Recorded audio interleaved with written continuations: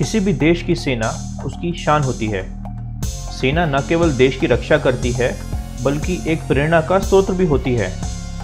सेना के पराक्रम और शौर्य के किस्से हमें प्रेरणा देते हैं देशभक्ति और देश के प्रति सम्मान की। भारतीय सेना की बहादुरी के किस्से जितने हैरतअंगेज और प्रेरणादायक होते हैं उतने ही दिलचस्प भी। हमने आज तक कई शहीदों और सेना में सेवारत जवानों के किस्से सुने हैं जिन्होंने जीते जी अपनी मातृभूमि पर आंच तक नहीं आने दी।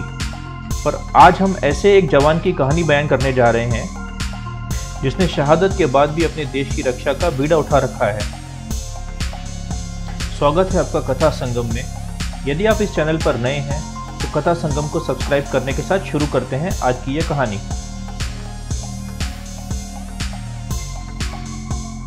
ये दास्तान है बाबा हरभजन सिंह की, जिनका जन्म 30 अगस्त 1946 को तत्कालीन पंजाब पाकिस्तान में हुआ था और पार्टीशन के बाद इनका पूरा परिवार भारत आ गया। 9 फरवरी 1966 को भारतीय सेना के पंजाब रेजिमेंट में सिपाही के तौर पर यह भर्ती हुए। 1968 में इन्हें 23वीं पंजाब रेजिमेंट के साथ पूर्वी सिक्किम भेजा गया। 4 अक्टूबर 1968 की बात है जब हरभजन सिंह खच्चरों का एक काफिला अपने साथ ले जा रहे थे। अचानक नाथुला के पास उनका पांव फिसल गया और घाटी में गिरने की वजह से उनकी मौत हो गई। पानी का बहाव इतना तेज था कि उनका शरीर 2 किलोमीटर पानी में बह गया। सेना के सर्च ऑपरेशन के बाद भी जब उनका शरीर नहीं मिला तब उन्हें लापता घोषित कर दिया गया। कहा जाता है कि उन्होंने अपने साथी सैनिक के सपने में आकर अपनी मौत की खबर दी और यह भी बताया कि उनका शरीर कहाँ मिलेगा। खोजबीन करने पर 3 दिन बाद भारतीय सेना को बाबा हरभजन सिंह का पार्थिव शरीर उसी जगह मिल गया। यह भी माना जाता है कि सपनों में उन्होंने यह इच्छा जताई थी कि उनकी समाधि बनाई जाए और इसका सम्मान करते हुए उनके लिए एक समाधि बनवाई गई। इसके बाद शुरू हुआ अद्भुत चमत्कारों का सिलसिला। भारतीय सेना में यह मान्यता है कि कहा जाता है शहीद होने के बाद भी बाबा हरभजन सिंह नाथुला के आसपास चीनी सेना की गतिविधियों पर नजर रखते थे और सभी जानकारियां अपने मित्रों को सपनों में देते थे और ये जानकारियां हमेशा सच भी साबित हुई हैं।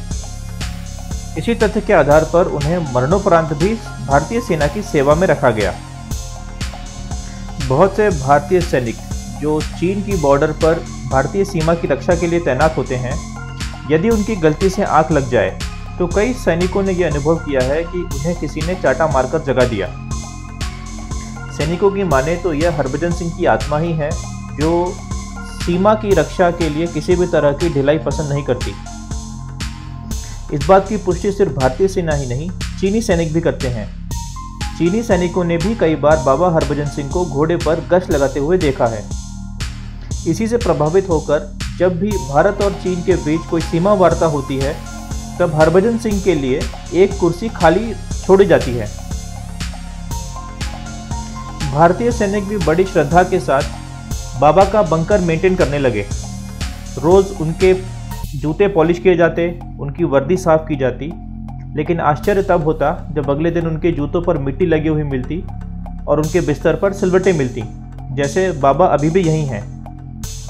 हरभजन सिंह के श्रद्धालुओं की संख्या बढ़ते देख सेना ने पास ही उनका एक मंदिर बना दिया जिसका नाम है बाबा हरभजन सिंह मंदिर और इसी के साथ हरभजन सिंह को बाबा की उपाधि मिली। ये मंदिर भी अपने आप में चमत्कारी मंदिर माना जाने लगा।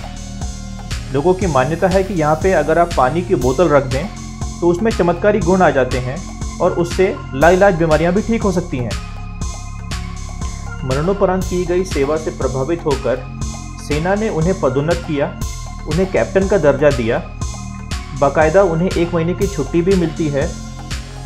ट्रेन में उनकी सीट आरक्षित की जाती है, उनका सामान ट्रेन द्वारा उनके गांव पहुंचाया जाता है और वापस लाया जाता है 1 महीने बाद। हालांकि ये परंपरा कुछ दिनों पहले बंद हो गई एक पिटीशन के बाद जिसमें कहा गया कि सेना में किसी तरह के अंधविश्वास की कोई जगह नहीं होनी चाहिए। इस मंदिर से जब भी कोई सैनिक गुजरता है वो सिर झुकाकर प्रणाम करके ही आगे बढ़ता है। आम लोगों के बीच में भी यह बाबा का मंदिर एक मनोकामना पूरी करने वाला मंदिर बन गया है। लोग यहाँ चिट्ठियों में अपनी मनोकामनाएं छोड़ जाते हैं और लोगों का मानना है कि वो पूरी भी होती हैं। नाथुला पास से थोड़ा दूर और गंगटोक से लगभग 52 किलोमीटर दूर स्थित है ये मंदिर।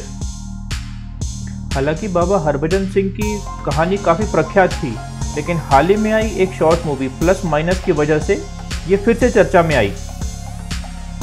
इस शॉर्ट फिल्म में बाबा हरभजन सिंह का किरदार बहुत ही फेमस यूट्यूबर भुवन बाम ने निभाया है। सलाम है बाबा हरभजन को, जिन्होंने जीवित रहते हुए ही नहीं, मरने के बाद भी देश के लिए इतना किया कि हम उनके ऋण को कभी नहीं चुका पाएंगे। और सलाम है हर उस देश के जवान को जो खड़ा है हमारी रक्षा के लिए। दोस्तों, यदि आपको ये वीडियो पसंद आया है तो इस वीडियो को लाइक ज़रूर करिए, अपने दोस्तों के साथ शेयर करिए और कथा संगम को सब्सक्राइब ज़रूर करिए। ये बिल्कुल ही फ्री है। हम जल्दी ही मिलते हैं आपसे अगली कहानी में। तब तक के लिए धन्यवाद।